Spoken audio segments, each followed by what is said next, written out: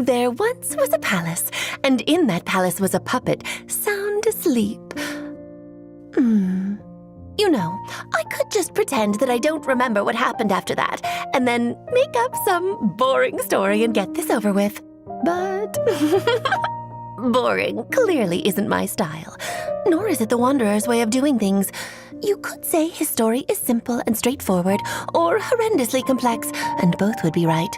It all depends on the storyteller. Are you sure it has to be me? Fine. Let's get this over with. If you happen to run into this Wanderer, don't let his menacing expression make you nervous. He's really not all that hard to get along with. You just need to keep your distance, that's all. Don't provoke him, and he won't kick up a storm. Simple, isn't it? He doesn't like to talk about it much, but the Wanderer has quite a lot of experience in forging weapons.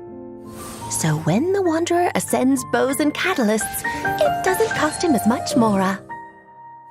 The Wanderer's normal attack can combo up to 3 wind blades, dealing anemo damage.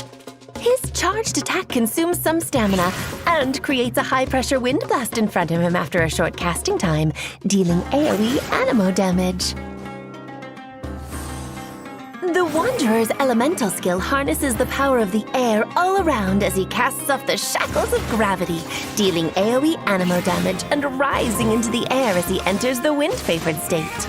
In this state, the Wanderer is unable to use plunging attacks, and his normal and charged attacks are converted to Kugo Fushodan and Kugo Tofukai, which deal increased damage over a wider AoE. Using Kugo Tofukai will not consume stamina.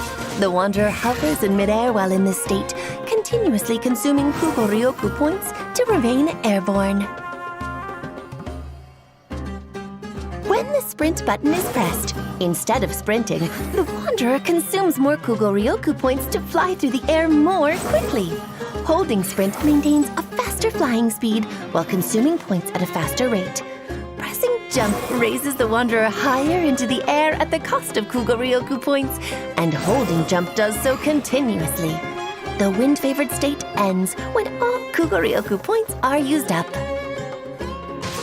The wind-favored state allows the Wanderer to do battle from midair, as well as explore difficult terrain more easily. Casting his elemental skill again while airborne brings the wind-favored state to an end.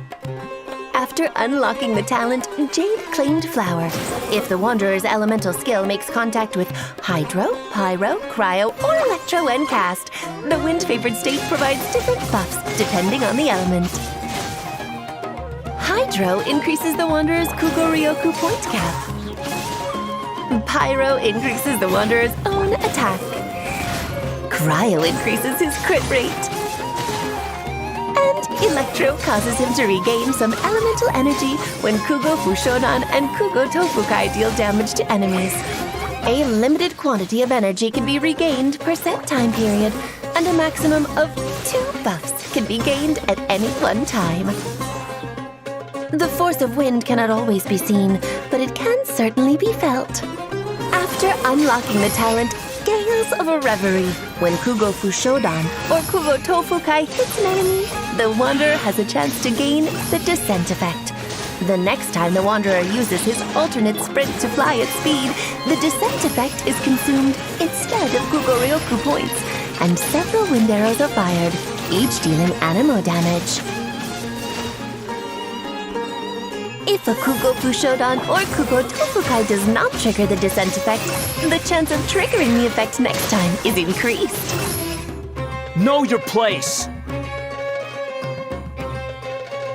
Casting the Wanderer's elemental burst compresses the surrounding air to form an anemo plenum that blasts all sources of frustration away, dealing multiple bouts of AoE anemo damage.